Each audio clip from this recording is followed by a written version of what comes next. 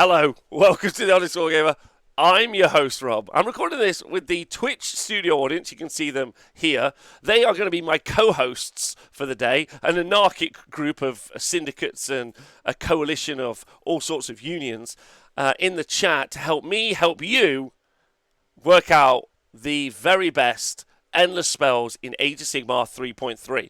Rob, what is 3.3? Age of Sigmar 3rd edition launched last year in the summer of 2021. We're now in the summer of 2022, and the new GHB has come out, and it's rewritten a lot of the rules for the endless spells. Now, and changed some of the points. Now, the important part, and this is very important, is when they did the endless spells and rewrote how endless spells worked in Age of Sigmar 3, they didn't make them as powerful as they were previously, because unlike the other edition of Age of Sigmar, or the other editions of Age of Sigmar, endless spells only used to move in between battle rounds. So both players have a turn, that's a battle round. In between, there you go, they used to move in between.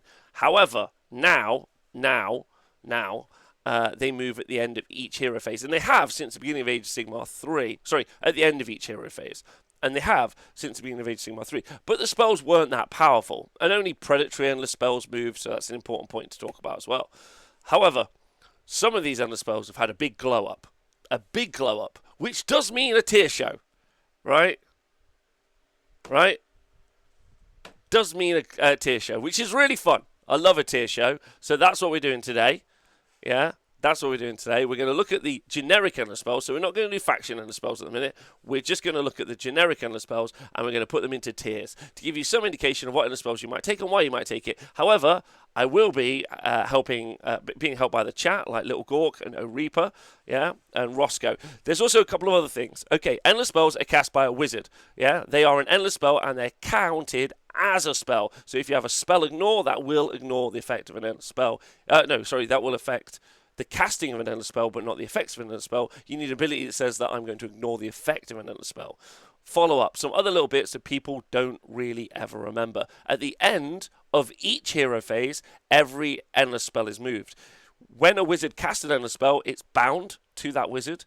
And as long as you keep within 30 inches, so you keep the endless spell within 30 inches of the wizard that cast it, they get to control it at the end of each hero phase. If it goes beyond 30 inches, then it becomes wild, and then it moves in alternate. So you move the first wild one, and then depending on whoever's turn it is, and then it alternates down, if that makes sense. Some other things, how to get rid of endless spells. At the start of each hero phase, you can elect to give up one of your spells to cast, or one of your unbinds, if it's your opponent's turn, to stop endless spells. So you have to roll above their casting value. So high casting value is really good, because that means your opponent can't unbind the spell. You cannot recast a spell that has been dispelled that turn. So it's the turn before I've cast Purple Sun, just because I may, yeah? And my opponent, in his turn, unbinds it. Unbinds it in my turn, or whatever, dispels it in my turn. I can't recast it. Does that make sense?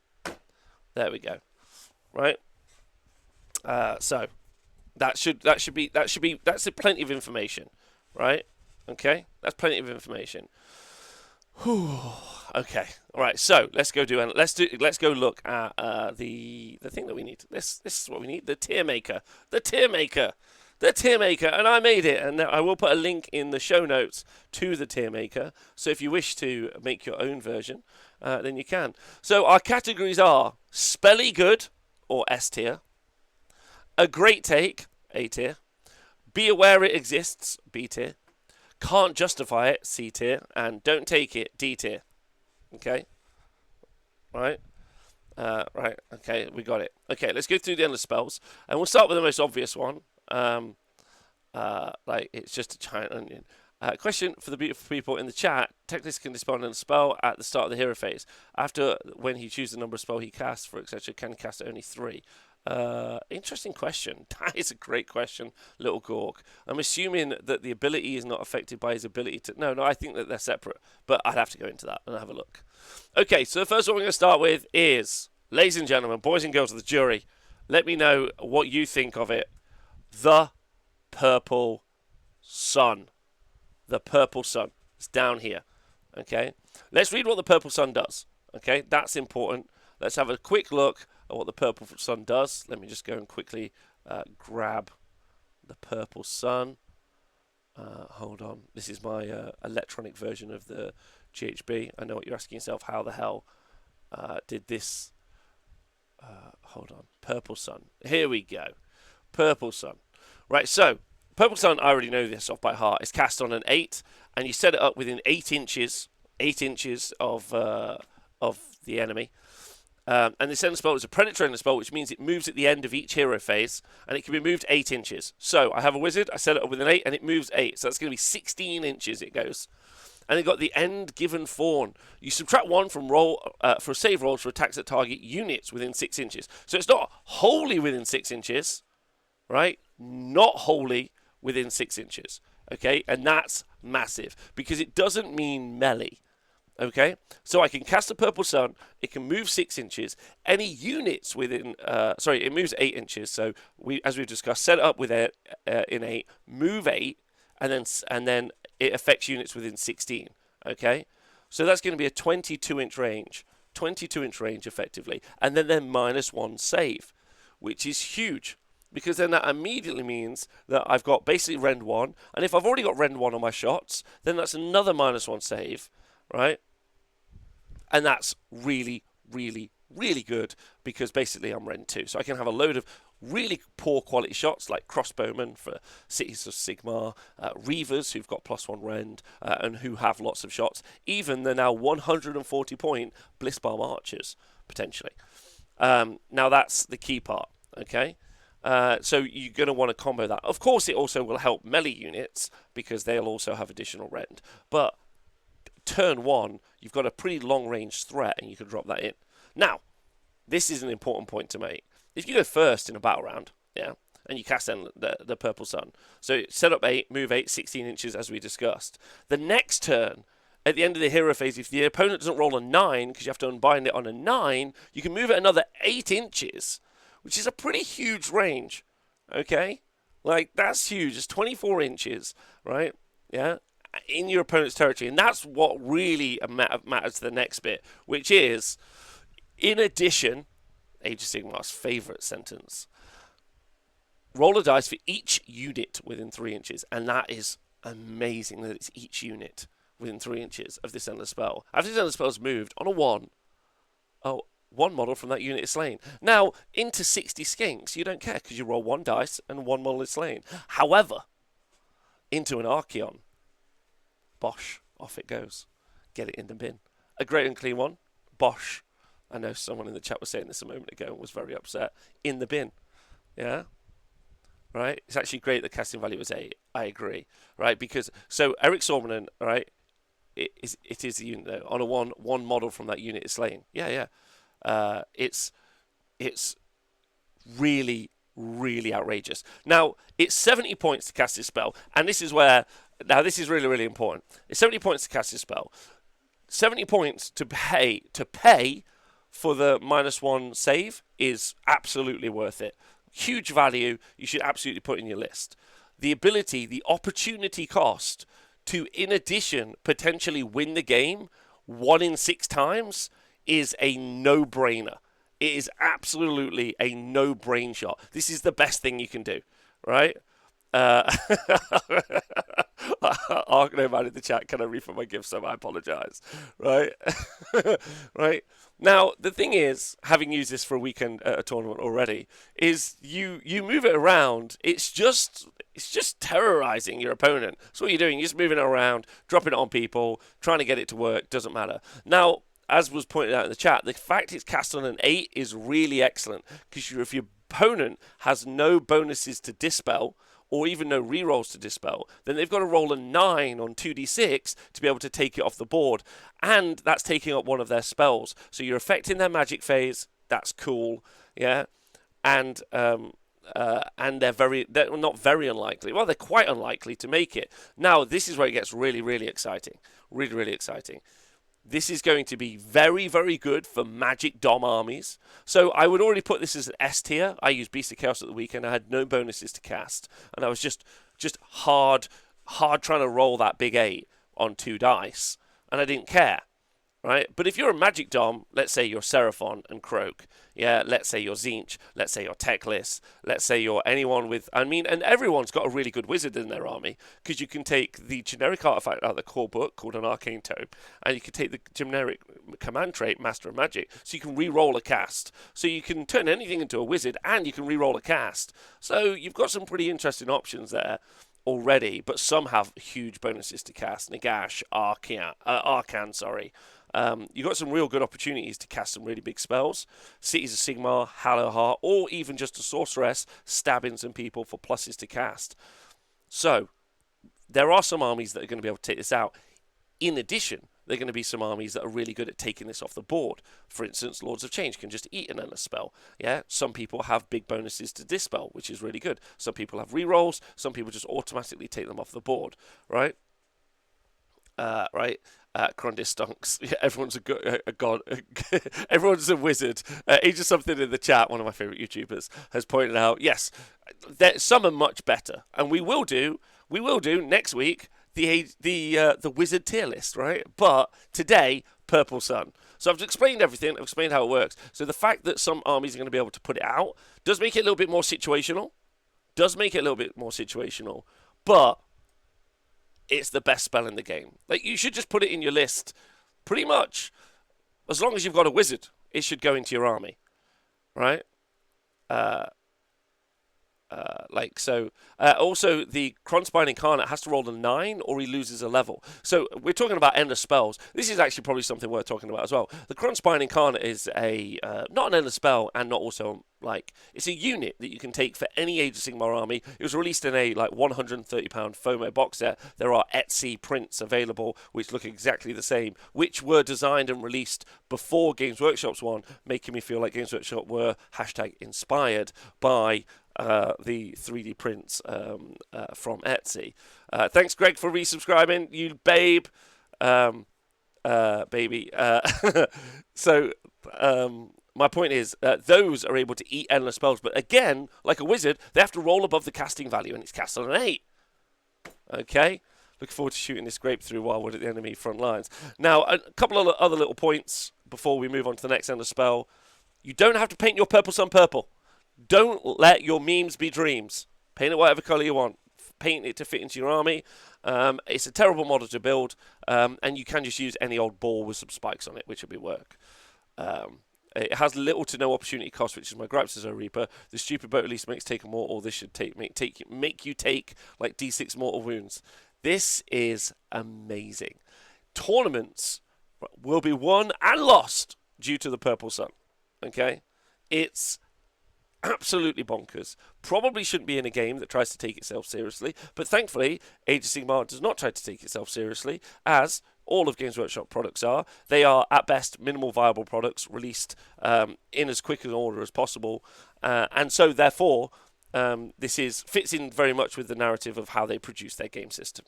So, Purple Sun, big S. Love that. You're going to have some amazing fun.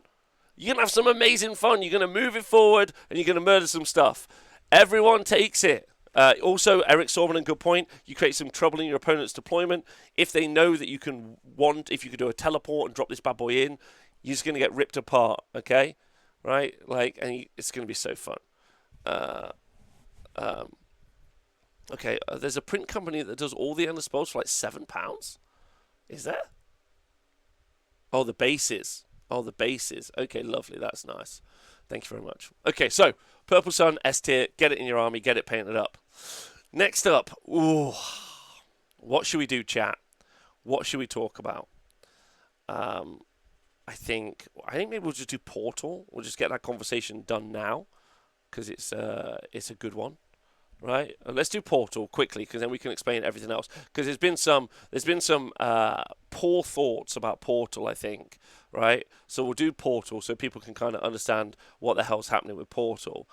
So the Umbral Spell Portal has been a consistent spell, so I'm assuming some new people might listen to this show. So the Umbral Spell Portal has been an incredibly consistent endless spell in Age of Sigmar since its launch, effectively, because it does something that really shouldn't exist in the game. Hello, chat. We'll do cogs after, I promise. Tarkonax, sorry, I will do that later. Umbral Spell Portal has been so common because it extends the spell range of spells that you cast. So effectively, imagine it, you attach it to a wizard, you don't actually attach it, you put it near a wizard, and then you can cast a spell through it, extending the spell ranges of some incredibly prodigious spells by way more than they needed to be. And therefore, it's always been very, very expensive. I think it's 70 points at the moment. And there's two pieces to the Endless Spell. You see this it's in so many different lists. It's not really worth talking about, but I guess you see it in loads. You used to see it in the Technado a lot of the time. You see it in Seraphon armies coming from Croak or a Slan. You saw it. Obviously, you saw it wherever Kairos was nearby, so you could do Gift of Change through it, which is pretty obnoxious. No, Ziggy, it's fine.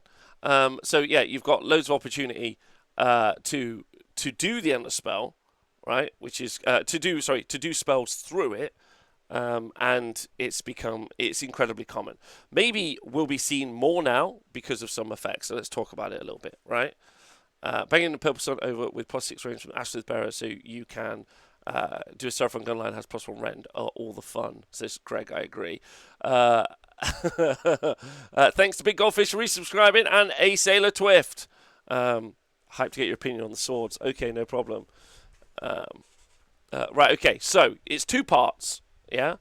And it's cast on a 5, so it's very easy to cast, and because of that, is easy to unbind. Okay? It's successfully cast set up the 2 parts, and it's set up within 18 inches. So you have to set up both parts within 18 inches of the caster. Okay? And you're going to want to set one up next to the caster, right?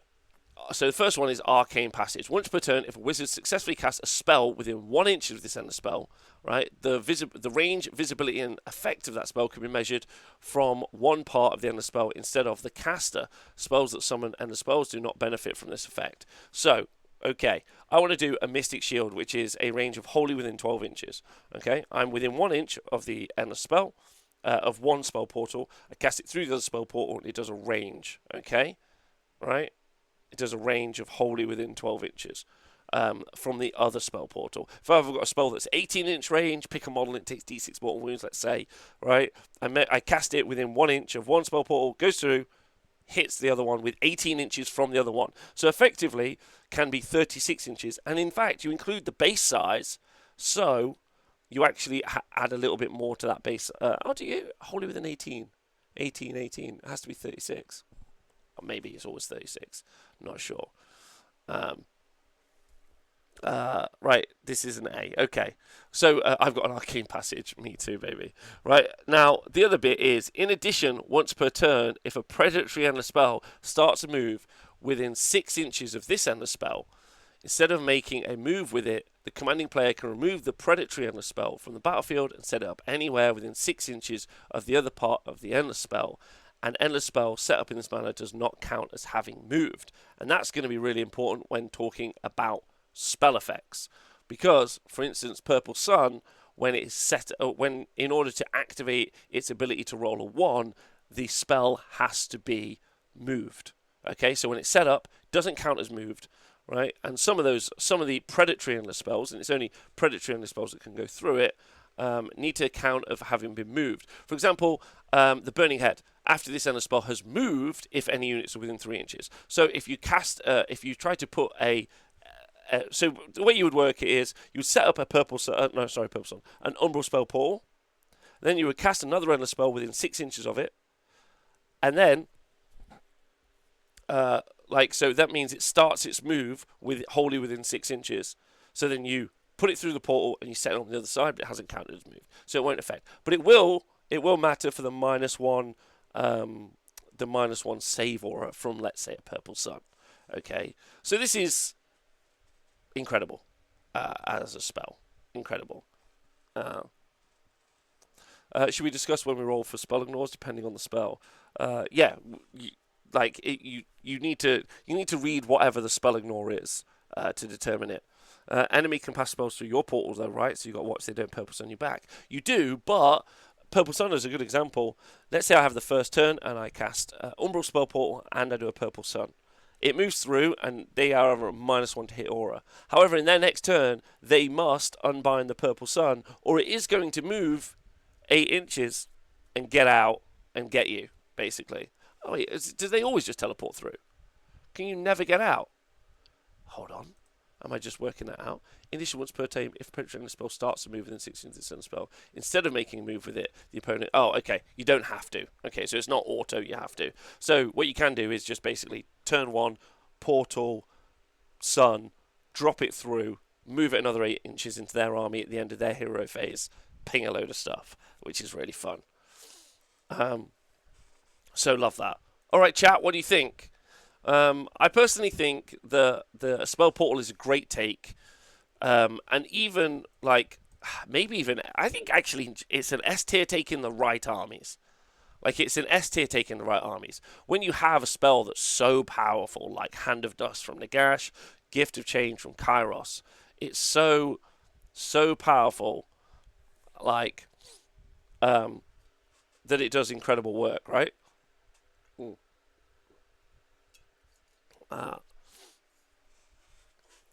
So actually, random question: if you have a spell ignore that triggers on effect, if you're being hit by like solar eclipse, do you still ignore? Actually, if you have a spell ignore that triggers on the effect, if you're being hit by solar eclipse, do you still roll the ignore?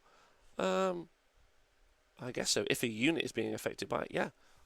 Like, but it's normally the spell ignores are if this unit is targeted by. I would say S tier based on game impact. Yeah, right. Pretty much a requirement for Victory Spray and Gift of Change, says Angle. I agree.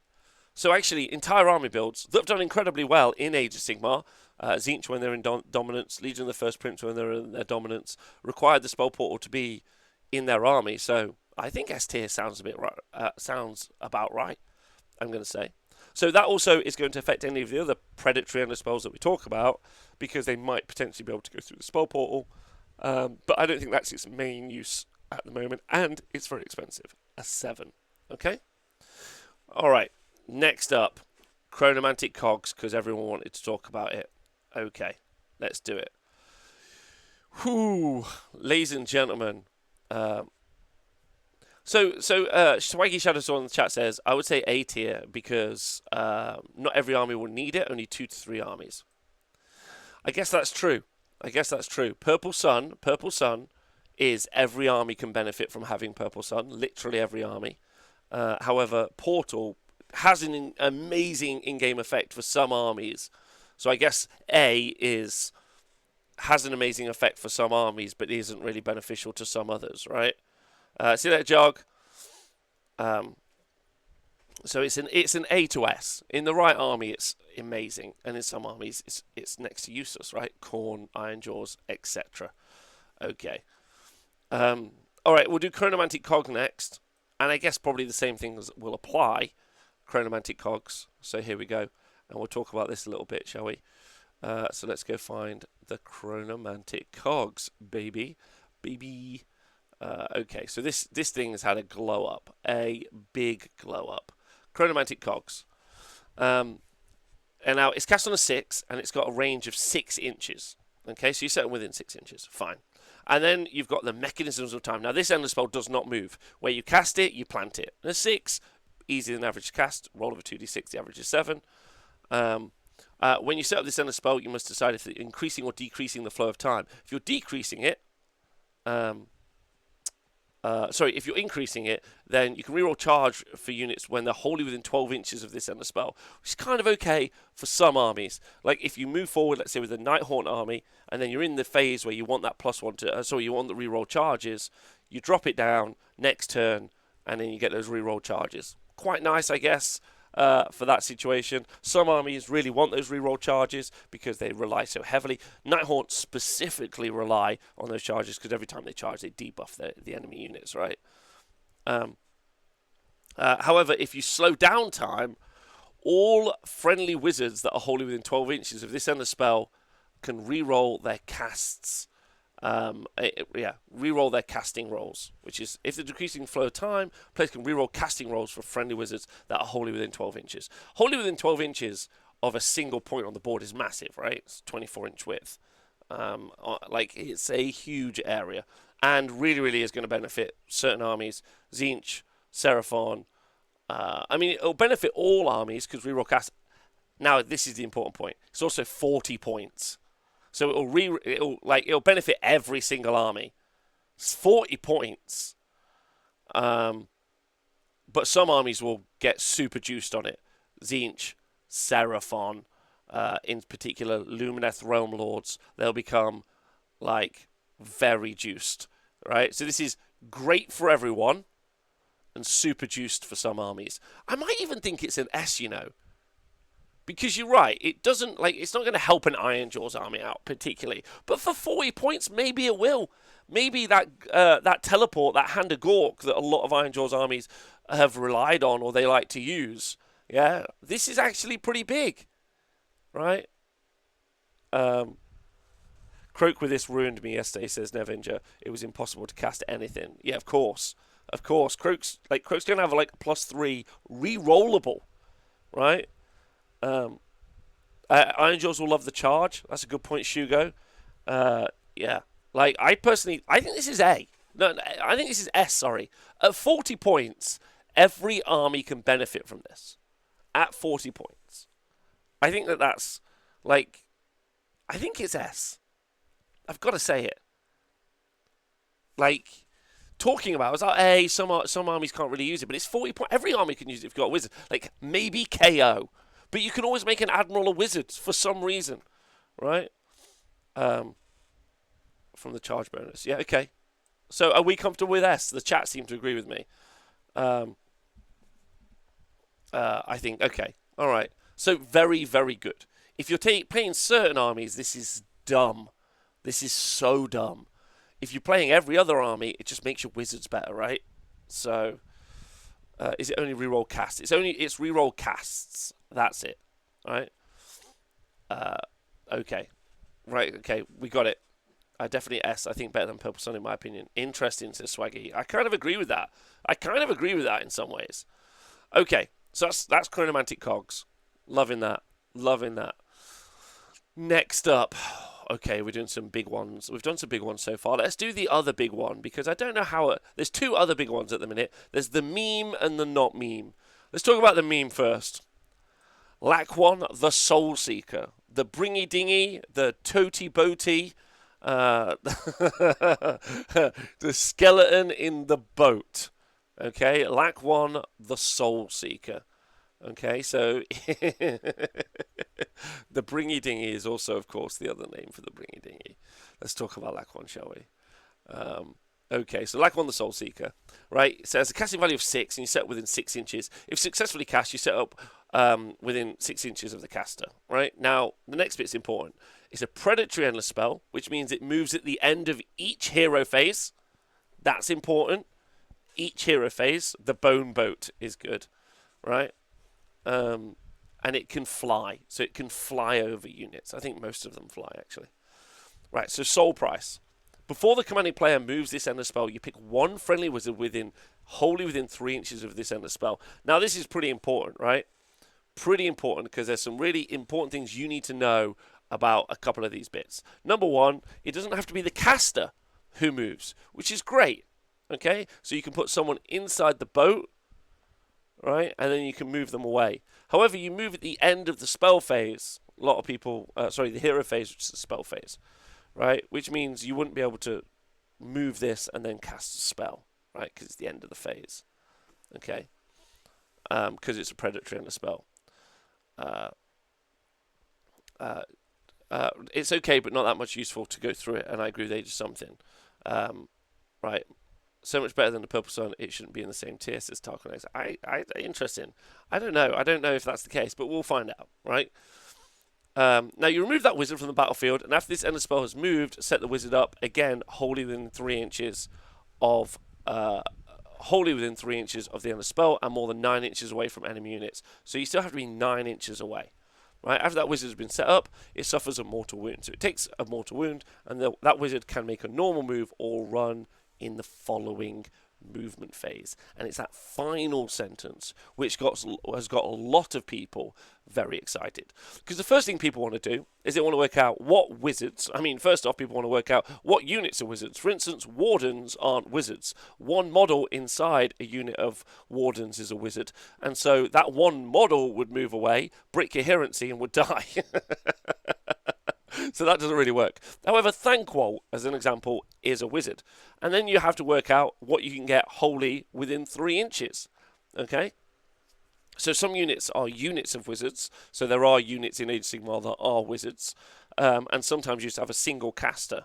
Right? And then what you really want is something that can fit within 3 inches. Right? So Thanquol's a good example of something that does. Yeah. And then you want to yeet it forward 18 inches. Now, you're still 9 away, but then after that, you can move. And it's that final movement bit that's so powerful, right? So you could magic book on a hammer hero and have a best day ever. Elfrost correct. Okay. Right. So other than Thanquol, who you fit inside, you don't really want to have a small wizard that you don't want to get that close. It really depends on what you're setting yourself up for. Like, I think that's the other bit, right? You might want to set yourself up for some crazy plays. You might, let's pick Zeech as an example. Let's say you want to put something like a Changecaster inside the boat, right? You go second in a turn, you decide to do the boat, you boat him forward, you move, so you're 3 inches away from there. Oh, actually, you might be 4 inches because I think he's movement 5. So you're 9 inches away at the end of the boat movement, then you move 5 inches, you're 4 inches away. In the next turn, like, you win the priority roll. That's all you got to do is win a priority roll. Yeah, which is a 50-50 chance. Actually, it's a 48% chance because you've gone second already. So you're less likely to win it. Then you just after you've won the priority roll, you just destiny dice some endless spells into that bad boy. Yeah, whatever you want, right? Okay, just drop him in, baby. Just drop him in. Whatever you want. Purple Sun, sure, destiny dice that bad boy. Okay. Shackles, destiny dice that bad boy. Shards of Aligarch, never do that, but destiny dice that bad boy. So you got some fun plays, right? Is the Prophet a wizard if you give him a book, but then he can't cast spells? No, start the hero phase, but you can set it up the next turn. Yes. So it moves at the end of the hero phase, right? Like all endless spells, they move at the end of the hero phase. So the idea of using the boat to then cast an endless spell at the end of it does not work. So you move at the end of the movement. You move a endless spell or a predatory endless spell, which one of these is, at the end of the hero phase. So that's important to remember for your combinations, right? The Prophet's already a wizard. Thanks, Eric Sormanen. If you give a fighter hero the Arcane Tome, he can go in the boat. Yes, of course. You know, you could take the fightiest wizard character you can get and stick him inside the boat, right? So there's something in there as well. So really fun, but super situational. The draft. Yeah, really fun, super situational. Like it's part of a combo that you build into your army. That's important. Like, I don't think it's anywhere near as effective as, let's say, the spell portal. Okay, I think it's a B. I think it's a B. I think you've got the opportunity to do some interesting things, right? So you should be aware of it. And those things you can do are interesting and or good. But I don't think it's like, oh my god, this is going to change the shape of the game, right? Strong B. So everyone seems B. Okay, no one disagrees in the chat with B. It's pretty fun. Okay, happy with that. Okay, so you can do some combos. Can the boat go through the portal? IP Toothless, correct. The boat can go through the portal.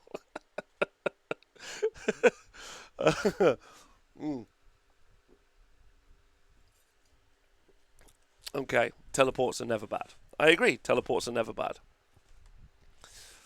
Okay, all right. So Tarkonex thinks it's an S. I need the reasoning behind why he thinks it's an S.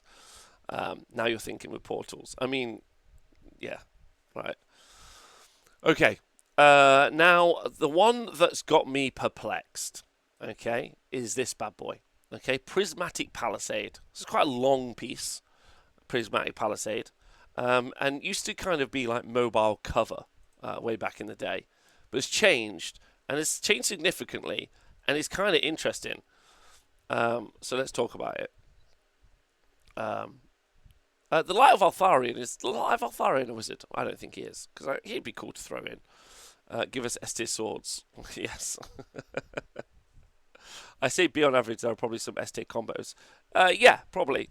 Palisade is weird now. Yeah, this is kind of what I'm thinking. Okay, so it's cast on a 5, so it's a low cast, but an easy unbind. And that, I think, is maybe the problem with the Palisade, because what you really want is you want it so that your opponent really struggles to unbind it, okay, which means you would want a high casting value, okay? I don't know, or maybe you just want to like set a trap and just use it. We'll talk about what it does.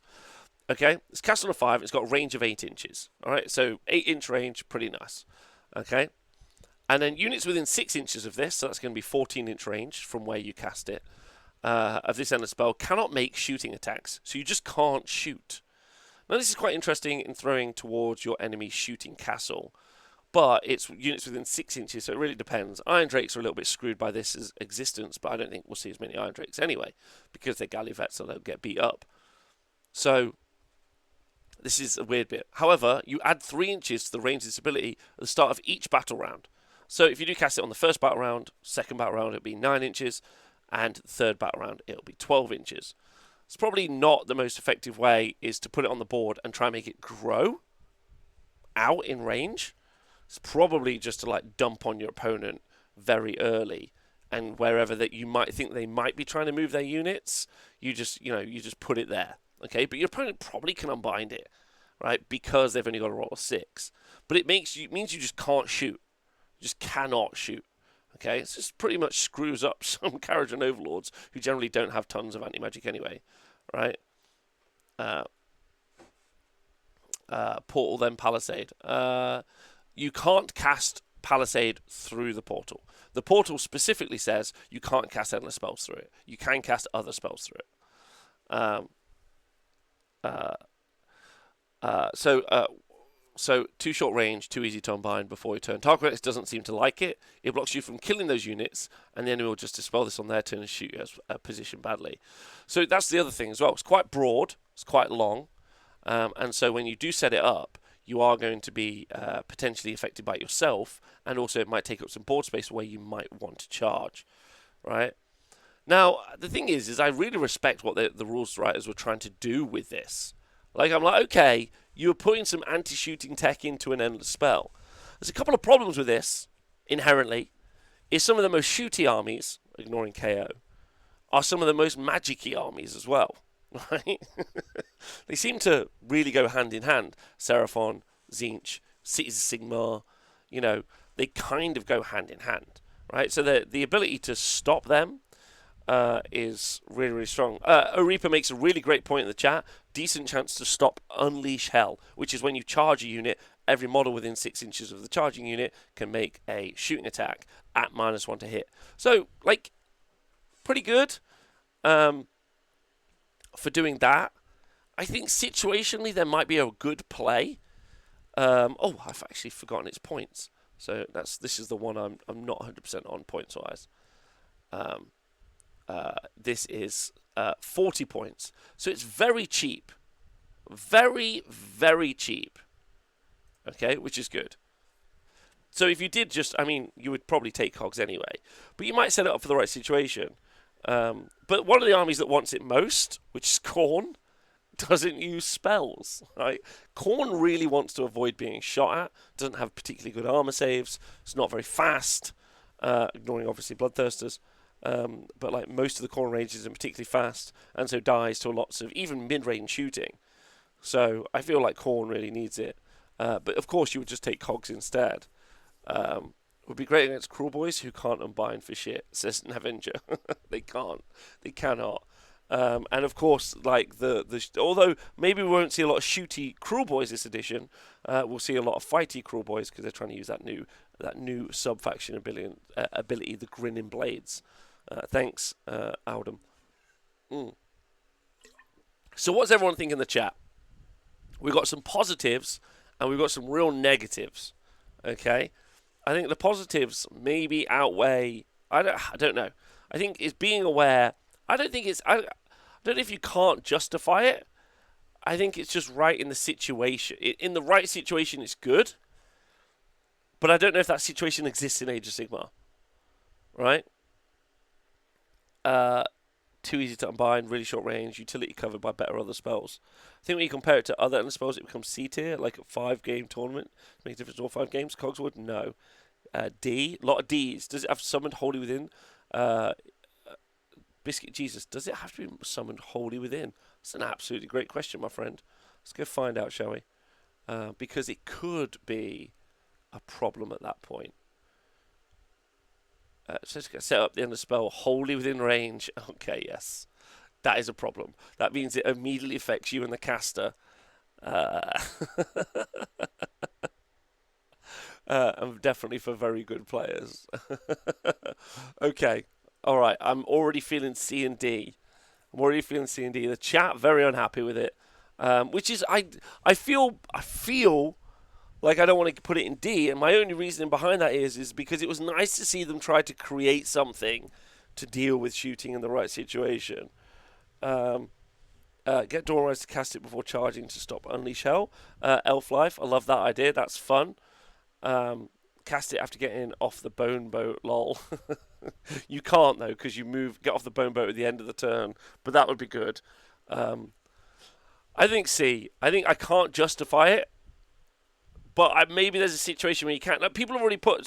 There's a situation where you cast it to stop Unleash Hell.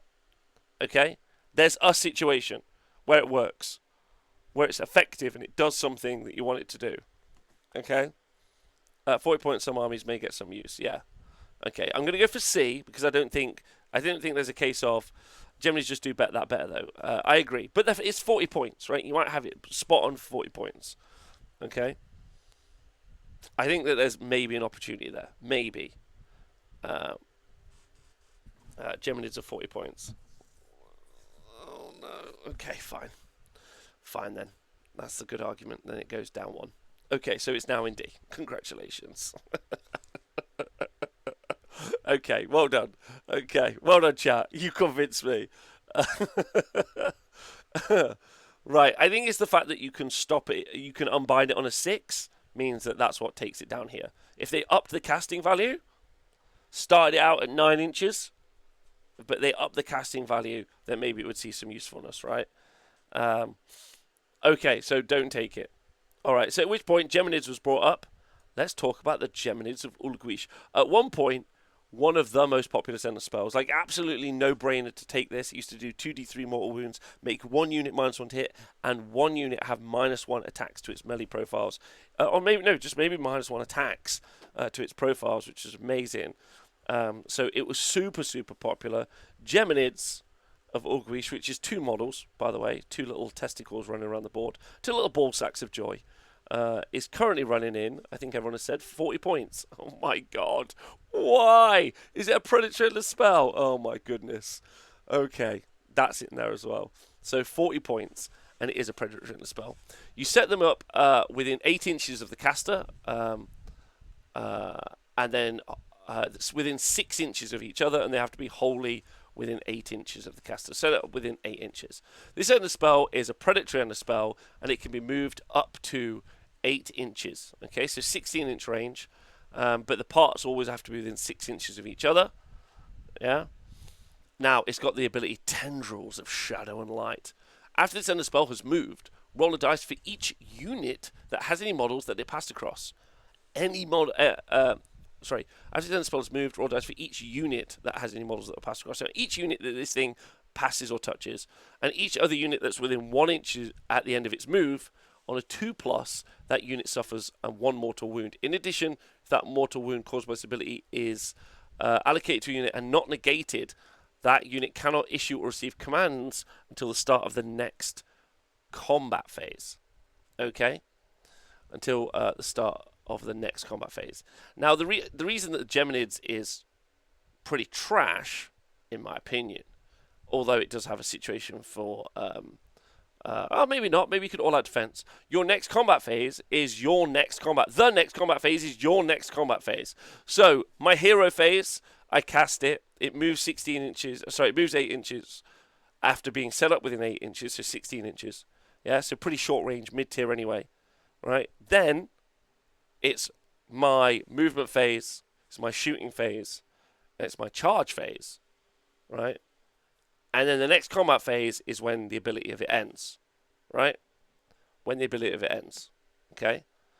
And it also has to do that mortal wound, and it also has to happen on a 2+ for all of those things to happen. So I need a 2+, you need to not negate the mortal wound, okay? And then it's going to affect you doing redeploy against me, so you can't redeploy, which is pretty huge and could be very important. It's going to stop you doing all-out defense in my shooting phase, which is good against shooting units. And then it's going to do. It's going to stop you do. That's it, I think. Right. So you ping them through a unit you don't want to stun and shoot. Yes, Dave. So that there's an option. So you do them through a unit that you don't want to stun and shoot on a 2+, and then a 2+, right? They're not great, but they did way better than I thought they'd do on the table. I'd put them in high B. Good for achieving one battle tactic situationally. You lock in without redeploy or unleash hell, but it sucks that you need a dice roll. It does. I think it's too many hoops. Like for a competitive player, or for a veteran player, as of yesterday, I now am going to describe there's being two types of players who play Warhammer. There are casual Warhammer players and there are veteran Warhammer players. This is much better than narrative versus competitive. I'll be making some other videos on this later next week, but I finally come to some sort of naming convention that I feel very comfortable with. I think veteran players really rely on, or really enjoy reliability. Yeah, like they don't want a 2+ and then you to not roll a 5-up or a 4-up in some cases, to ignore that, to stop the ability, and then they've got to cast the spell as well. I really don't see anyone taking it. However, casual players potentially could have some fun bombing it around, but it doesn't even do that much damage. Does this stop Stormcast or DOK shooting in the hero phase? No Age of something, because the effect... Oh, actually, it would. It would. If you can cast it into their army... no, it wouldn't stop them shooting. No, it doesn't. It doesn't. It doesn't. It doesn't. I'm veteran curious. That's good. I like that. Prevent redeploys, prevent all-out defenses in shooting phase, prevent unleash shells. For 40 points. Okay? So for 40 points. So I feel like a C is fine. Okay? Because it's got too many hoops to go through for me to definitely achieve those things. Otherwise, I'd put it in B, where I'd be aware it exists. Right? Right. I think C is fine. It's 40 points, so it's crazy cheap. It moves at the end of each hero phase, so that's really good. Stop and redeploy and unleash hell is quite nice. I agree. Pleased, it's all units. You can affect an entire castle. You can, but it's 16-inch range. I think I'm very comfortable. I think I'm very comfortable with it being in C. Right, you can also stop 16-inch runs and reroll charges. That's nice. That's nice. I like stopping 16-inch runs and reroll charges. I think a Reaper's got it out there. Like I just can't justify it because it doesn't always happen. Right, I bring it for an effect that doesn't always happen. Purple Sun, I'm bringing for the -1 save, and I'm also for the opportunity to sometimes win the game. Right. The way I look at spells, okay, we've already definitely decided we're spending 110 points on endless spells, right?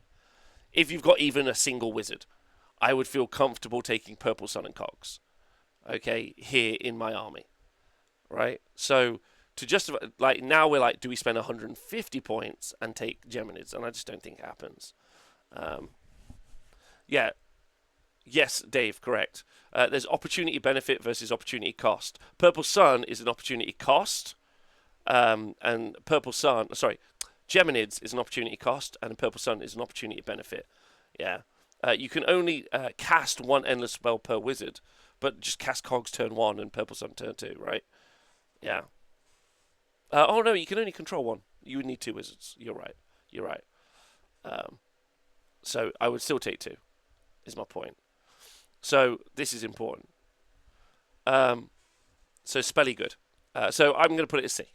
All right, happy with that? Some people are not happy with that. Some people are like, it's way better than that.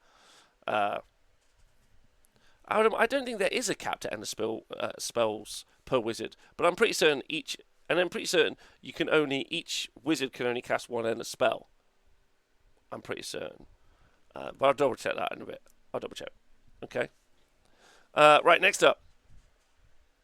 Per turn, yes. Yes. Don't need to control cogs. No, you do not need to control cogs. So that's what I'm seeing. You've got one wizard, you cast cogs turn 1, then you're affected by cogs, but you're not controlling cogs, and then you cast, because it's not a predator in the spell, then you cast Purple Sun. Hello, Grey Fox, hope you're well. I like the idea of a spell port and hysterical frenzy for big blobs. Okay, good. Loving that. All right, racist swords causing so much speculation. Okay, so much speculation, so much love. The racist swords. Okay, it's not worth more than a triumph. What is not the racist swords? But you can still take a triumph. Let's be really conscious of that. Like, these aren't things I'm putting cogs in purple sun in every list that's got a wizard, basically. Like, zero doubt from me on that front. And then I can also just be cheap enough to take a triumph if I want as well. Why are the swords racist? Okay, that's a great question.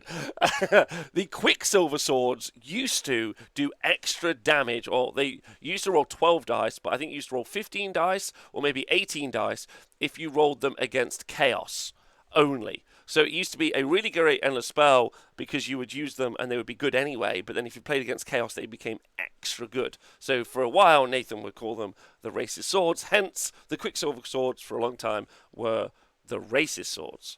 Okay, so let's talk about what they do. So 1 second. Okay, so they're cast on a 6, and you set them up within 6 inches, obviously wholly within, and they move 8 inches. So it's going to be a 14-inch threat range turn 1. After this end spell has moved, you can pick one unit that has any models that it touched and roll 12 dice. So this is important. It's not a unit that you end up within an inch of or 3 inches of. Purple Sun's units within 3 inches, for example, is crazy range. Or for the -1 save is 6 inches, so crazy range. This has to have touched it. And it's not particularly fast. It moves 8 inches, right? So your first turn threat range is 14 inches. So you're unlikely to hurt anyone on the first turn with it. You roll 12 dice, and for each 5+, the unit suffers 1 mortal wound. Right, and in addition, the mortal wounds caused by this ability cannot be negated. This has caused all manner of conversations, specifically around Morathi, where you cannot negate an ability. But Morathi doesn't negate abilities. Just Morathi is like, I can only take three wounds, and everything else is not ignored. It doesn't even say ignored. It just says can't take them. So I don't think this has any effect on Morathi, in my personal opinion. Maybe there needs to be an FAQ, but I really don't think there needs to be. Right? I don't think this is the Morathi killer. I don't think that's what it's going to be. But what it is nice against is characters that have a ward save as their main form of protection. Okay? Potentially doing 3 mortal wounds. And it's got a really nice... she can't do any faster than this. I agree. Right? So the this is quite nice. This is quite nice because it's on average 3 mortal wounds. That's pretty good. Each hero phase, that's going to be 6 mortal wounds each. That's going to be 6 mortal wounds each battle round. So it really could stack up. Good versus Gotrek, yeah, definitely. It's pretty nice. Yeah, definitely finding an answer to work on profits. Finally an answer to the threat that are. Orcs with booga wooga faces, right? So some fun little options, right? Especially if you're playing against your friend. It's pretty nice. It's easy enough to unbind. You're going to be unbinding on a 7, so on average you should get rid of it. So it's going to be a little bit harder for it to come into play a lot of the time, right?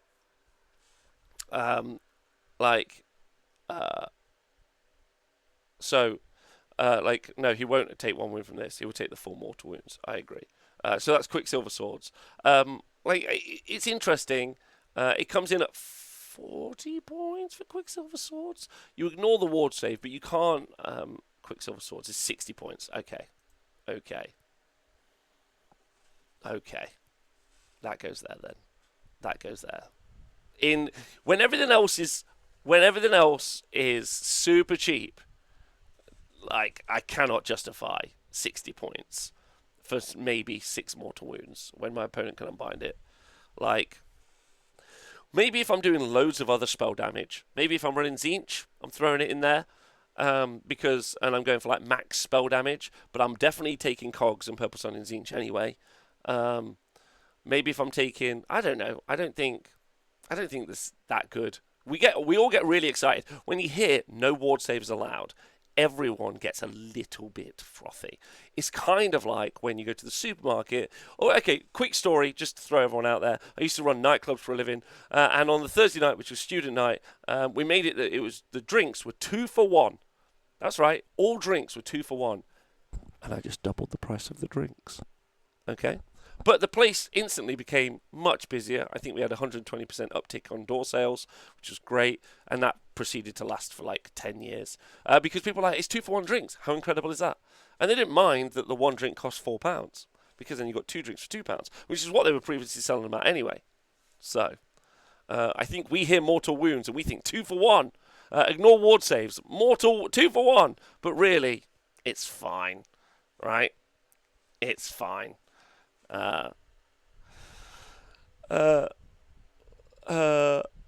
Each wizard can control one end spell, so if you have 2 end spells on one wizard, the 2 spells are predatory, you have to choose which you control, which one goes wild. Shugo, thank you.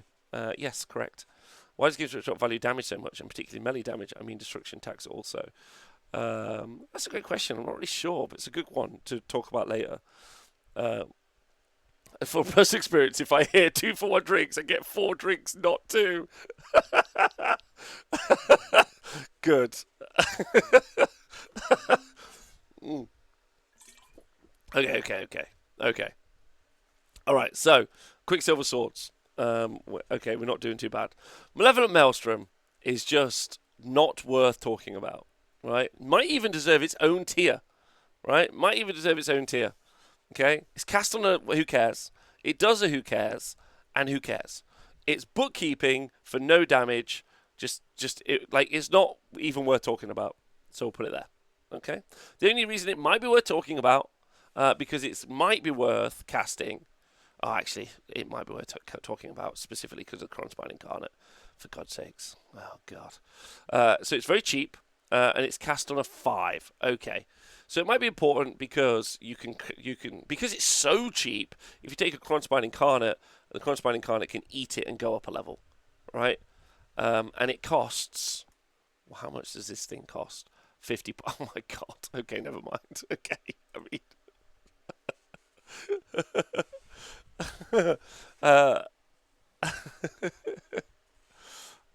Oh man, Maelstrom proves that Games Workshop doesn't know how to write rules for its own game. Well, I think Maelstrom's just a holdover and a copy and paste. Cronspine can only cast spells cast by any wizards. Thanks, Arachnomad. Okay, so not even worth it for that. Okay, so we'll get rid of that. Okay, so I wish we could put that lower. If we might need to make another tier just for the Maelstrom. I need you to know that. Maelstrom could have been cogs. Okay. Next up, Soul Screen Bridge. Probably worth putting roughly where the Bringy Dingy is, to be aware it exists. It's very expensive points wise. The Soul Screen Bridge is 80 points, and what you're able to do, well, there it is, thank you. It's cast on a 6, so it's okay to cast, and it's set within a range of 24 inches. Both parts, there are 2 parts to this, and it's got a very massive base within 24 inches of each other, right? And what it does is at the start of the movement phase, the player whose turn it is can remove 1 friendly unit that's wholly within 6 inches of part of this end of spell from the battlefield and set up again wholly within 6 inches of the other part of the end of spell more than 9 inches away. So it's 80 points for basically a teleport that you've got to cast a spell on. The unit cannot be removed and set up again in a new way more than once per phase. A unit removed and set up again in this way cannot make a normal move in the turn before. But it is a setup, and it doesn't count as a move, which is really useful for things like Iron Drakes, who then will get an additional shot because, thanks Killer Cabbage for resubscribing, they'll get an additional shot. Pam. Because it'll be a setup and don't count as a move, which means they haven't moved, which means they get an extra shot, which is quite nice. Same for Crossbowmen, for Cities of Sigmar. Hello, Danbrook. Hello. The thing is this means that a unit is left out, like, pretty exposed, because just one unit stood out there hoping. Maybe useful with units that want reroll charges that are really slow. They want to get across the board and do some big reroll charges to get in. But yes, it has, like, some armies really want to use it. It's also really useful to cast, because the bases are so big, to block your opponent from moving into certain areas. Now, you're able to move over endless spells, but you've got to finish your move. So, let's say if you were to put these two next to each other, literally like back to back, you're going to create like quite a big zone for a unit to have to move through. So you can move block with the endless spell, which for 80 points is probably too much to do, but it's possible to do it, and in the right situation it works. Does this setup count as a teleport on the battle plan? Yes, it does. So I think being aware it exists is good, because there are some combinations where maybe it works. I think less so more than ever. I think less so maybe more than ever. But teleports are always good, as Age of Something says. And we might see it in some lists. So I think a B is fine. That feels comfortable. And then, so I'm happy with that. Okay, next up, we're going to do Soul Snare Shackles, baby. Soul Snare Shackles. Can it be better? Now, I've always liked Soul Snare Shackles because of what it can do, but it never seems to do that quite right. So it's cast on a 7, so it's a very high casting value compared to the rest of these Ender spells. If successfully cast, set up the parts of this Ender spell wholly within 3 inches of each other and wholly within range of the caster. There's 3 parts to them. 3 parts, okay? And they have to be wholly within range of the caster, right? Which means it immediately affects the caster once you've cast it, which is pretty rough. Now, units within 6 inches of this Ender spell cannot run or attempt to charge. Okay. In addition, at the start of the movement phase, roll a dice for each unit within 6 inches, okay, of this Ender spell. On a 6, that unit suffers D3 mortal wounds, right? Now, this is difficult because it's danger close as a spell. You set it up within 8 inches of the caster, right? So it's very close to the caster anyway, which means on the first turn, it's right next to your army, okay? However, turns 2 or 3, you've brought Shackles, your opponents charge you, or like very close to charging you, you cast Shackles into their army. They've got to roll an 8 to stop it, otherwise their entire army can't charge. Could be interesting. The hardest to pronounce 3 times in a row in a spell. Soul Snare Shackles, Soul Snare Shackles, Soul Snare Shackles! Get it. Get it. Now, not being able to charge at all is obviously absolutely massive. Your opponent can obviously ignore it. They could just move outside of 6 inches to do their charge. So, like, it doesn't have a particularly broad range, I don't think. And I don't really think it's very justifiable. But I like the idea of it. Like, I like the idea of, like, there being... it's 50 points, just FYI. So, I like the idea of them doing something, but I don't know what the chat thinks. I can't seem to justify it, is where I feel. Like... if this was a higher range, it'd be the best spell in there. It used to cast at 18 inches, so it was great. I can't justify it, but I like the idea of it. And it might even come up in the right situation. You put a screen forward. I'm thinking about something along the lines of, like, you've moved up a unit of Hobgrots, as a good example, right? As a big screen to stop your opponent, yeah? And then you just bosh this down. So even trying to charge the Hobgrots, you just can't charge him. Can't get within 6 inches, can't charge him, right? Can use it to shut down the Incarnate. Yes, but they could move outside range of the Incarnate, which I think is a different one. You're not putting yourself in range, so if they keep out 6, they have 12 away. It's true. That's true, Cabbage. S tier, because I like the rust effect on it. Yes. I had a fun game once, running into an enemy front line with some Dawn Riders and sitting on an objective on a threshold of the territory and dropping this. Just very situational. Okay. I think we can't justify it, chat. I don't think we can justify this, but we want to. Like, we want to justify it, but I don't think we can justify it. Okay. It doesn't really work. Next up. So, Suffocating Gravetide. Suffocating Gravetide. Okay, so I saw 2 of these at the weekend, which I thought was interesting. A lot of people painting these up. So it's got a casting value of 6, so lower than some of the others. And on average, you shouldn't mind it. And you set it within 8 inches, and then it moves 8 inches every turn. Now, this is good because it's quite big, and so being able to move it 8 inches is great, right? So happy with that. And it used to be very, very slow, so it's faster than it was. 16-inch range. After this Ender spell is moved, for each unit that has any models it's passed across, roll a number of dice equal to the number of models in that unit. On a roll of a 6, the unit suffers 1 mortal wound. So it's what we call a horde clearing spell. So if you have 60 models, you'll take 10 mortal wounds. There's an interesting juxtaposition always with that, though, in that if you have 60 models, you don't care about 10 mortal wounds. If you have 5 models, you really care about 10 mortal wounds. So this doesn't really, like, if it was a 5, that would be very interesting.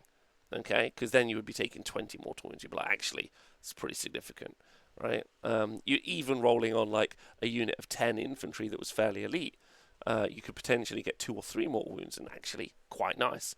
But because it's a 6, it's pretty rubbish overall. However, it's got a really big base, so you could use it for potentially moving stuff to block stuff up.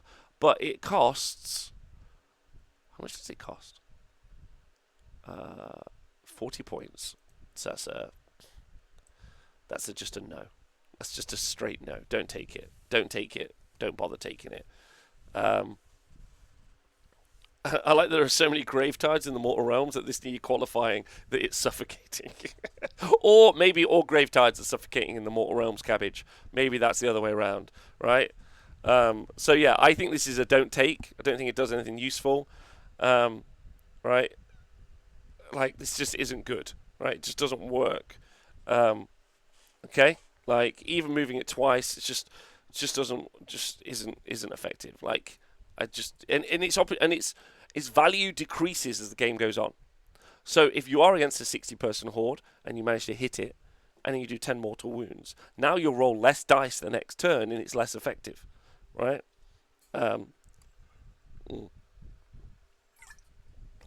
Yeah. Okay. It's for each unit, though. Maybe that's a save of grace. Okay, if they've got 2, maybe. Okay, it's all shit, live shit. We should stay down and have a cry, Great Fox. Come on, you got it. Okay, next up, Emerald Life Swarm, baby. We're getting a pretty clear distinction between these endless spells, by the way. Looking at this graph so far, which I'm quite enjoying. Emerald Life Swarm has got a lot worse than it once was. It's 60 points. Okay, so Emerald Life Swarm. Just talk about the specifics of it. Let's go look at it specifically. It's cast on a 6, so okay to cast, but easy to unbind.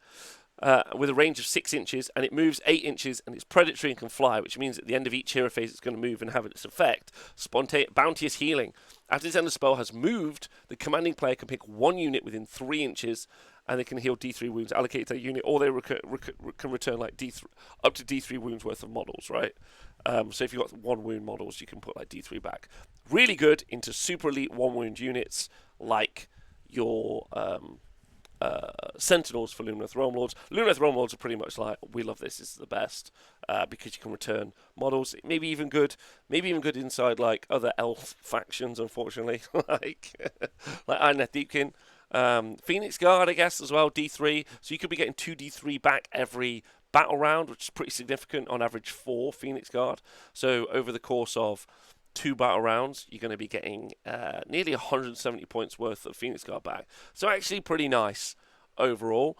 Into big characters like your Archeons or your Blobes, or your Great Unclean Ones, and D3 is actually also really nice as well. You can only pick 1 unit. So you are paying 60 points to heal 1 unit D3. But in the right situation, I think quite good. But I don't think it has an effect like Spell Portal. And I don't think it has an effect like Cogs. I think it's okay. Right? I think it's okay to be able to heal stuff. Right? But it used to heal D3 when it was set up and D3 when it moves. Right, so it used to be 2d3 on the initial cast. Right, I think it's still okay for some armies, which is why I've got it in Be Aware it exists. It's a nice combo like the Bridge or the Soul Seeker, right? But I don't think it's the same as Portal. I don't think it's ever been game changing, or when it was game changing when it was heal and set up D3. I think it's half as good as that, right? So I think B. I think B's okay. I think B's comfortable. I think it is a great take in some armies, but I do not think it's a great take in most armies. Like, you're not going to get an army that doesn't really have any wizards, give them the book so they are a wizard, and think, I'm going to heal D3 wounds for 60 points. When 10 more points, you could auto-win. Like, okay. Oh, so Darkness doesn't agree. That's fine. That's good. You're allowed to disagree. That's how it works. But I think it's a B, is where I think it is. So, I think we need a benevolent Binstorm tier because it take Palisade over that any day. Interesting Palisade. auto win is a hot take. Purple Sun is an opportunity auto win. Like, if I cast this into your castle turn 1, if I cast Purple Sun into your army turn 1, and I just roll a 1 on everything that matters in your army, let's just do a Great Unclear 1 on Blobe, yeah? 900 points. That's an auto win, right? You're not coming back from that. Like, because all I've done is cast a spell. I haven't done anything else useful. Like, even turn 2, right? Like, just randomly. Like, of course it's randomly. It's opportunity auto win. But some games with Purple Sun, you will auto win the game. Like, that's how it works, right? Or you'll hypothetically win the game, right? Auto win's the wrong term. Okay, but you'll just, on a couple of rolls of 1, some games with Purple Sun, you're just going to win the game without doing anything else. No movement really taking effect, nothing else, right?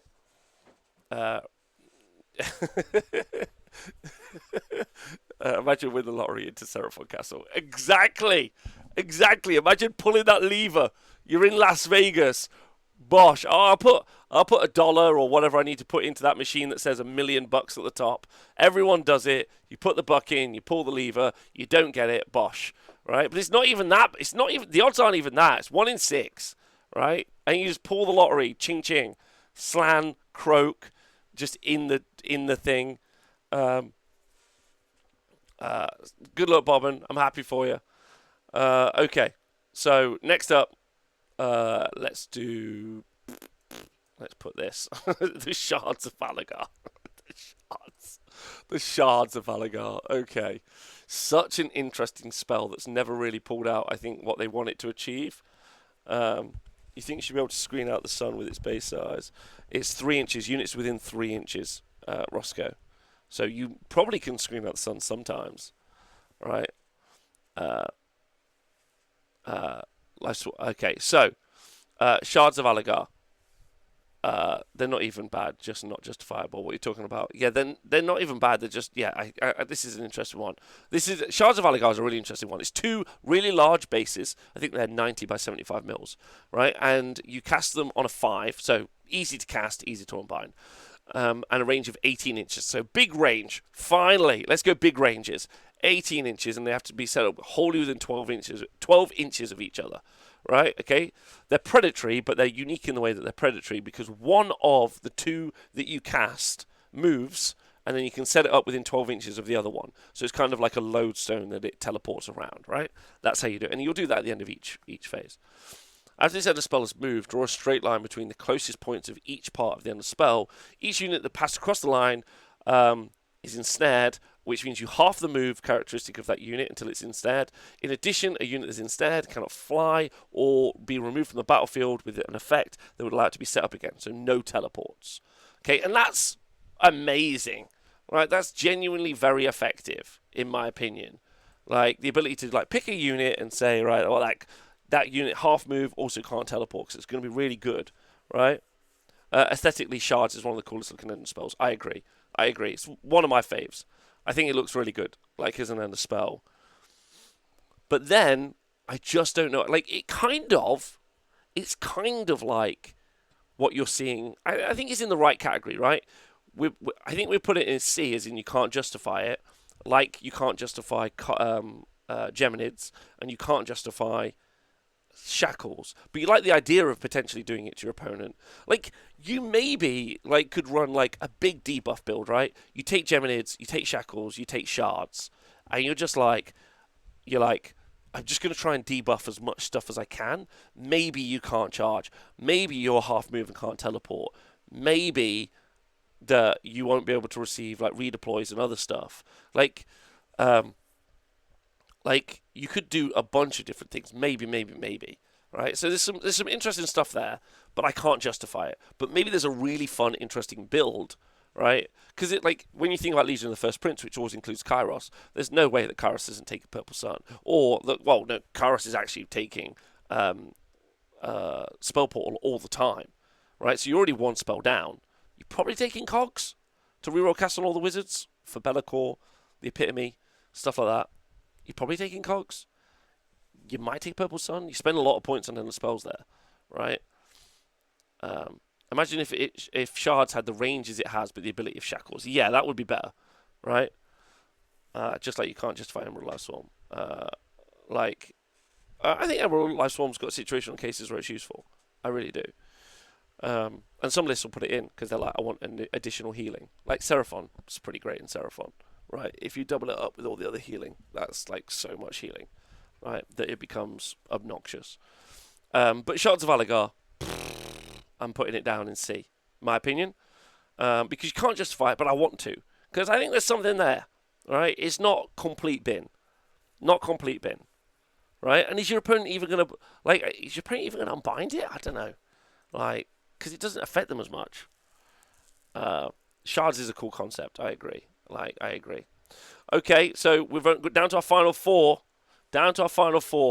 Okay, let's do Horrorghast. Okay, and I think that Horrorghast is going to be a really good one. Thank you, W. Soren. Hello from Texas. I'm not taking Underspell on my DOK. Heart Fury is great, though. Yes, we will do faction-specific Underspells in the future. Okay. Heart Fury is pure stonks. It is. Agreed. Okay, so the Horrorghast. In no way was this Legion of Legion of Nagash and the spells that they co-opted into something else. The literal ghostly head of Nagash. Sure.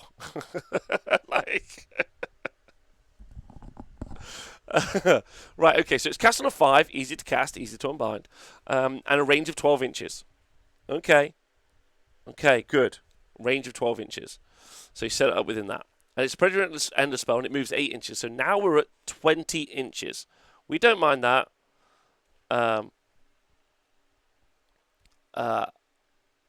Okay, so units within 12 inches of this endless spell cannot receive commands in the Battle Shock phase. In addition, if a unit fails a Battle Shock test within 12 inches of the endless spell, add D3 to the number of models that flee. Ladies and gentlemen, this is amazing, is what I'm going to say. So let's just double check the points and make sure I'm in the right place with it. What is it called? Horrorghast is 40 points, right? And this is amazing. I think in the right setup. Oh my goodness! So again, units within 12 inches of this endless spell. So that's all units within 12 inches of the endless spell cannot receive commands in the Battle Shock phase. So you can't do Inspiring Presence. Right? In addition, if a unit fails a Battle Shock test within 12 inches of this endless spell, add D3. So it's really good into hordes, and it's great into elite units that are like, I've lost one Colonel Hunter. And you're like, wow, actually it's 1 plus D3 now, right? And it's 12-inch range. Units within 12 inches. And you cast it within 8, and it moves 12. You set it within 12, and it moves 8. So this can just follow the enemy around, right? Now, it's easy to unbind, sure, but it's also 40 points, okay? This is, I think, amazing stuff. I think 40 points, this is great. Sure, some armies ignore Battle Shock, okay? Right, they do. But it's 40 points, right? And I think this is amazing. I really do. I think it's better than Life Swarm. For 40 points. Don't think it breaks top 3 in the big spell hitters list, but it's a great point filling most non-magic focused armies. Says Arachnomad. They found the counter Cruelboy kill boss. Only one model flees. I was hoping to get them a line portals box. Now I think I might need to get, says Shugo. Put this in that if I have spare points categories to start next, and I think I would rather reroll saves once per game. Okay, again, you can just do both. And I know you made a point about it, but you can do both. I like this. I wouldn't even say it's Beware It Exists. I would say it's an A. And I know that seems strong, with Spell Portal as its brother. But I think that for 40 points, sure, now you've got to choose between 4, right? And it's situational. Okay? You're choosing those two all day at the top. But A and B, I think it's in there. I like it a lot. 12-inch range? That's so much of the board. That's 24 inches. Would have put them in A. Interesting, Toby. Interesting. Hi, Toby. Love you. you can go back and listen. But my just to be really clear, I think 3 wounds I don't care about is the answer. But I recognise that you might think different, and that's fine. Okay. No, you lose battle shot plus D3, but then Killer Boss reduces it to 1. Yeah, I like it, but I think it's more situational than shards. I don't think it's more situational than shards. You do battle shot tests all the time. You do battle shot tests all the time. So even just failing on an extra D3, even just like, oh, I failed, and it's a D3, that could be right. Elfrost, yes, you can. Depending on which one you're talking about. When are you ever not going to want to half enemy movement? But you rarely will be able to, I think. But like, I love this. I absolutely love this.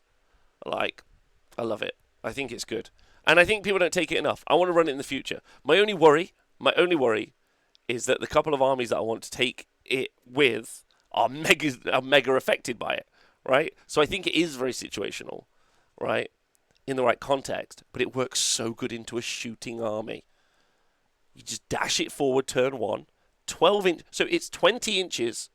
8 and 12, yeah. And then 12 inches from there. And then I just, like, imagine this, and then just take yourself 3 units of the Sinesh shooting you boys. Just shoot everything. It's like, I'll take 2 off that unit, take 2 off that unit. I can't inspire presence. Oh, there you go. Right? Maggotkin it would work well in. That's clever. Taking Mimron Banshees. Yeah, okay. All right, so not many left. Can be also be great against 4+ rallies now. Can't rally if they all run away. I agree with Black Toby in the chat. Okay, so we're going to do the Aether Void Pendulum. The Pendulum. Okay, sorry, the Aether Void Pendulum is cast on a 5, so easy to cast, easy to unbind, and a range of 8 inches. Successfully cast, set the tip up, and it can only move in that direction. Okay, only. Right? It can only move in that direction. But it's a predatory endless spell, and it moves 8 inches and it can fly, but it always must go where the tip is pointing. Scythe and Blade. After this endless spell has moved, roll a dice for each unit that has any models that it's passed across. On a 2-up, they suffer D3 mortal wounds and any that they end up with. Now, if the enemy army is very clumped together, then this will work quite nicely. You always just direct this towards an objective as well. That is not how a pendulum works. Correct. I agree. Hello, Napgod. I haven't do it right. So now, now if your armies all come together, this is really good because you situationally going to do a lot of mortal wounds in a big bracket, in a big aura. But your army isn't the enemy armies aren't really normally placed that way unless it happens in the first turn. It's very unlikely you're going to get this cast in the first turn at your enemy army, and they can just move out the way, and it's 40 points. So I can't justify it is there. I just think don't take it. Good morning, MB. Good morning. So I'm put it as. Don't take it. Pendulum is don't take. I agree. And if for no other reason, for not understanding what a pendulum is, I think is the right. I agree with this chat. The chat livid. For the limit that can't chase enemies, it should do more damage. Yeah, like it should spike way higher. Like it should be like impending doom, right? Like it should be every unit within an inch is D6 mortal wounds. Like no 2+, none of that business, right? Like it should be, and even then you'd be like, even if that was right now, it was every unit within an inch takes D6 mortal wounds, right? When it finishes its move, or any it's touched, I'd still be like, see, like that's where I'd put it. So, and it's 40 points, okay. Sinesh using it to self-damage for points is really funny, Dave. I like that idea. Because as Sinesh units get damaged, they obviously can summon points. We've got 2 left. We've got the Burning Head. Okay? the Burning Head. The Burning Head. Okay, so the Burning Head is 20 points. Crazy cheap. So we just need to do anything and maybe we'll take it. Okay, it's cast on a 6, so like compared to the others, a little bit up there, and a range of 8 inches, so set up with an 8, and it moves 8 inches, so 16-inch effective range. After this end of spell is moved, if any units are within 3 inches of it, roll a dice for each unit with roll a dice for each unit within 3 inches. Okay. If any units are within 3 inches, roll a dice for each unit within 3 inches of this endless spell. On a 2+, that's for D3 mortal wounds. After this endless spell causes any mortal wounds with this ability, it's removed from play. Okay. So, let's talk about that, shall we? 16-inch range. You set it up. It's only cost you 20 points. You do D3 mortal wounds, and then you remove it from play. Right? So, not bad. Not bad. So if it doesn't do damage, it stays correct. Burning Head is a B. It's fine for being how cheap it is. It's really cute energy with synergy with Blobe. I think for its points, A personally. Interesting. So 16 inches to do D3 mortal wounds for 20 points. So the idea that it's so cheap that it's effective, that it's just a D3 mortal wound bomb for 20 points. I don't hate the idea of that. I can see some really solid justification for just doing D3 mortal wounds, then removing it from play.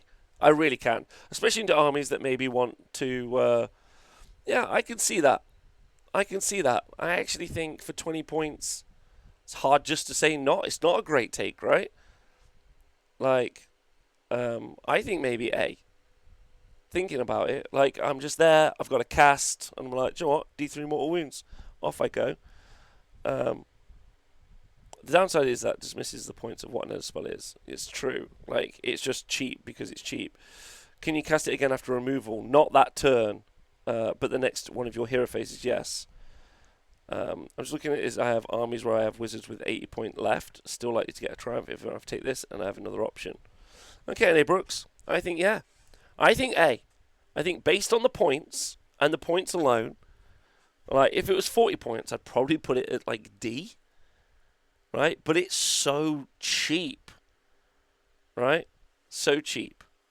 It's kind of bad given it's a great spell in S and A. One good point is that nobody wants to unbind it, so probably low A. Well, you'll unbind it yourself because it'll just get ready, right? You literally have 20 points and it's just there. It's like you just put it in your army, right? Now, does it compete with the others? I mean, for 40 points, I can literally make you just run away forever.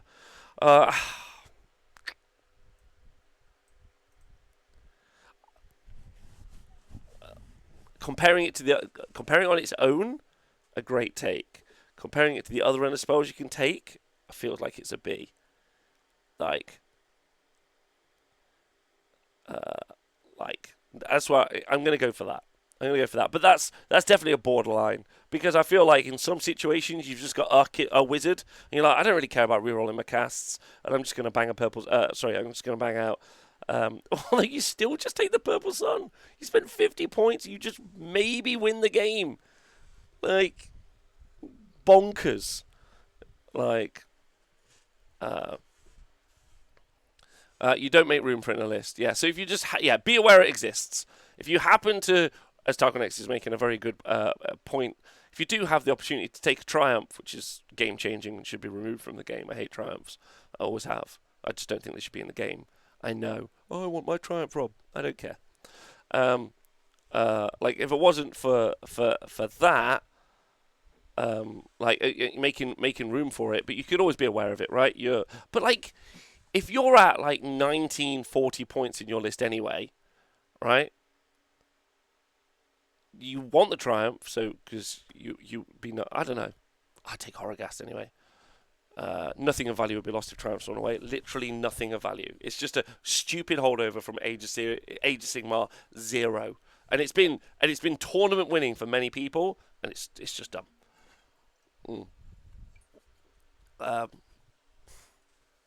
Okay, so finally, Ravenax gnashing jaws. That's how it sounds. That's a. Okay, so Ravenax Gnashing Jaws, okay, is 60 points. 60 points. Okay, so let's go. 60 points. And after this endless spell, after this one, by the way, after we put this in the category, throw me some questions in the chat on what you think, because I'd like to hear. So it's cast on a 6, and it's a range of 8 inches, set up within 8 inches. Big base, big base. Okay, if successfully cast, you set up wholly within the caster. Right, this endless spell is a predatory endless spell, and it moves 3d6 inches, so on average I think that's 10, and can fly. You can re-roll the dice that determines how far it moves on the turn that you summoned it. After this endless spell has moved, you pick one unit this enemy model has passed across for that, or is within 1 inch of it at the end of the move, and roll a dice on a 2+. If the roll of this endless spell's move was greater than the unit's move characteristic, that unit suffers a number of mortal wounds equal to the difference between that unit's move characteristic and the roll for this endless spell. Right? Squigmar's Gnashing Jaws. Yeah, that's true. Right? Best looking spell.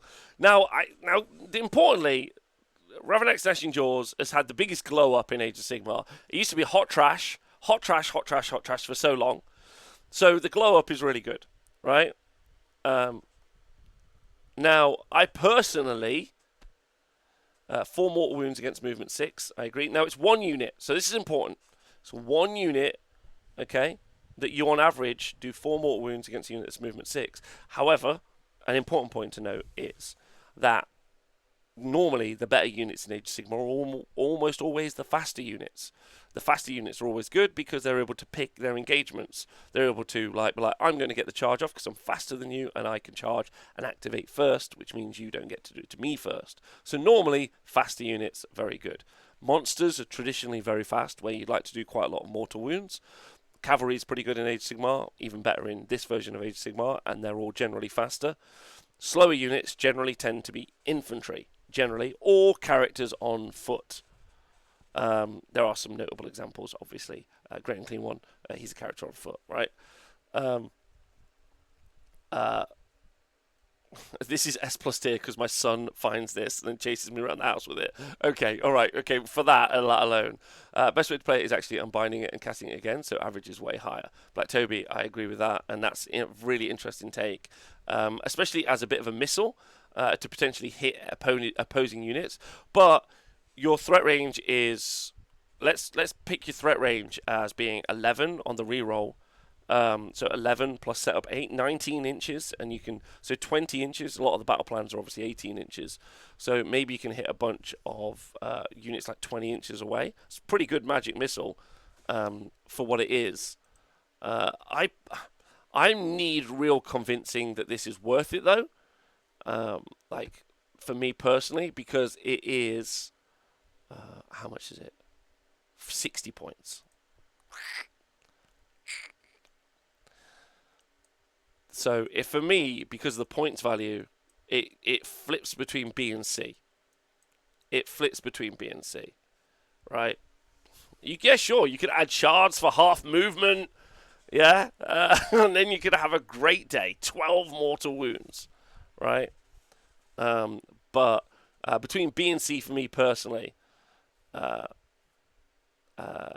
it says odds run, it runs up and eats most support heroes. And then it stays, it's A tier.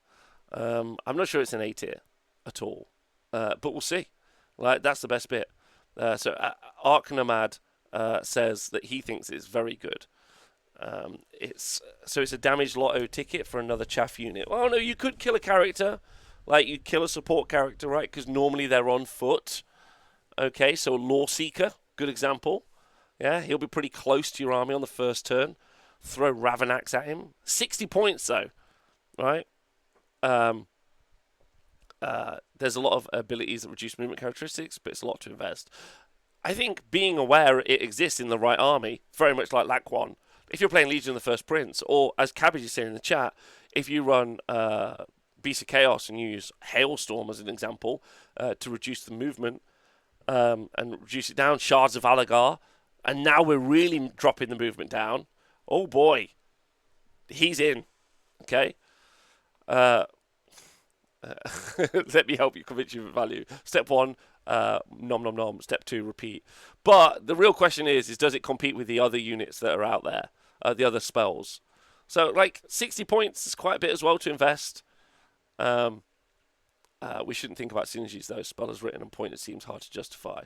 3 Grots in a trench coat, thanks for resubscribing. A big love to you. And thanks, everyone, for tuning in and subscribes.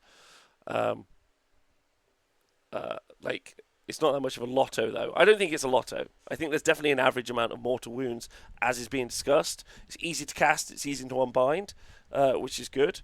A lot of people thinking it's A in the chat. Will be proven to see if that works out. Okay? I'm going to die on this hill. I respect that, right? Navigators are really interesting in Carriage and Overlords, the ability to reduce movement, plus Ravenax. Overall, I think maybe it sits there, but maybe it's A tier. Maybe. You've definitely convinced me it's not in C. How's that sound? So it puts you into B for flat damage. Okay? Puts you into B for flat damage, which is interesting. Hey, Matthew, I hope you're well. So that's it. That's the tier. Okay? So way too good. And I will put a link in the chat if you want to make your own versions of this. Thank you. So in the top tier, auto takes, in my opinion, is Cogs and Spell Portal. Not Spell Portal, Cogs and Purple Sun. So just to be quick, the auto include is Cogs, Purple Sun. A great take, I think, is Horrorghast and the Spell Portal. Be aware it exists. We've got Laquan, Soul Screen Bridge, Life Swarm, Burning Head, and Ravenax Gnashing Jaws. Can't justify it. Geminids, the Racist Swords, Quicksilver Swords, the Solstice Shackles, and Shards of Aligarch. And don't take it.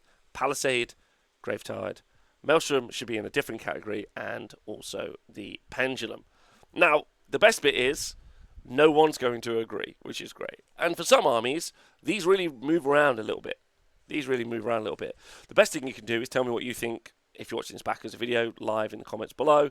And the chat have already had their opinion as well. If you're listening to it as a podcast, I think maybe just go outside and scream it, what you think. Who you think and what you think is best. But big glow-ups for Endless Spells this edition, I think.